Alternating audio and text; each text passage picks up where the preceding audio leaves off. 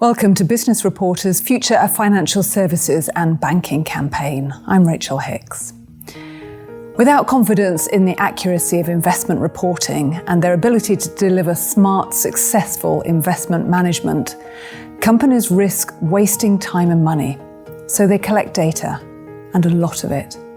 In fact, firms focused on alternative investments are drowning in a deluge of data. But it doesn't have to be this way. In this episode of our series of discussions with Dynamo software experts, we're focusing on ESG.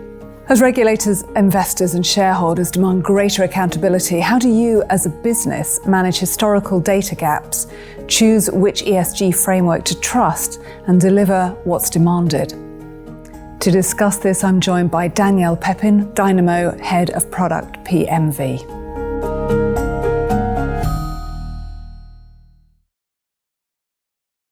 So Danielle, how does an investment become ESG compliant? Well, it's a trick question because there's no such thing as ESG compliant, but it is a question that I get asked a lot. I recently was asked that at a conference. Somebody said, I trade commodities futures. It's a really controversial market. Can I be ESG compliant? How do I make that product ESG compliant? That would mean being compliant with 50 frameworks, and there are just too many frameworks in the space to say I comply with all of them. What you have to do is become ESG aware. Think about what you mean by ESG compliant, and everybody does mean something. They might mean that they want to follow do no harm principles, or they want to measure their carbon emissions. And once you figure out what it is you care about in that space and you start to measure it, then you're ESG compliant, or at least you're ESG aware. So let's say we are, acutely ESG aware. There are many frameworks to report on ESG. How does a fund manager know which one to target? It is a tough question, and it's a question that clients come to us with sometimes. If they're just launching an ESG or impact program, they might say, okay, I'm ready to start, what do I ask? And there are a few good starting frameworks there. So there are some frameworks that just have a few questions, they're straightforward, they go cross-industry, and that's a good starting place. But where you get into having those 40 or 50 frameworks are when you get into sector specialties. So a sector that, if you're in agriculture, you're going to be collecting things like how much barley did you produce and how much of your water is recycled. But you're not going to be applying a field to market framework like that if you're in fintech. So a lot of that haze goes away if you start to go down into what sector am I investing in? What are the sensitive topics? What's the geography? And then there are a handful of really good respected frameworks in any given sector. So Danielle, Dynamo is a company that's developed methods for collecting data based on ESG frameworks. But what can you do for your GP and LP clients, and how do they typically use the ESG module? So there's some core typical ways that our clients use it, and at the heart of it all is organizing the data. So we're framework agnostic. We map different frameworks together.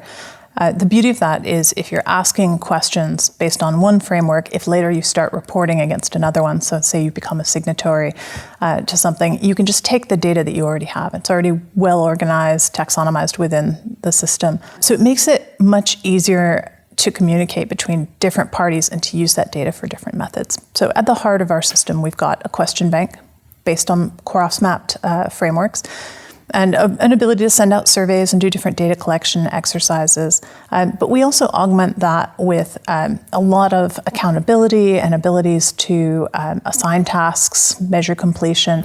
And that comes from Dynamo's legacy as a CRM. So we've been doing that for a long, long time. Along the way, we've acquired new capabilities, new features, other companies that do a great job with things like portfolio monitoring. We organize the data. We provide that backbone of the CRM to not just talk about what happened in the past, but how do you actually impact that going forward? So a lot of GPs, not just in the impact side anymore, but across all responsible investing, they want to make a difference. So they invest in companies, but they do want to see that change over time. So we help them record that and set their intentions there. We help them pick a framework and get something that gets them started on data collection. And then on the LP side, we make sense of that fire hose of information. So right now they have access to a huge amount of information, and it's almost too much. I mean, if someone can say, we're going to report all of our stats to you, and then give you a stack of PDFs.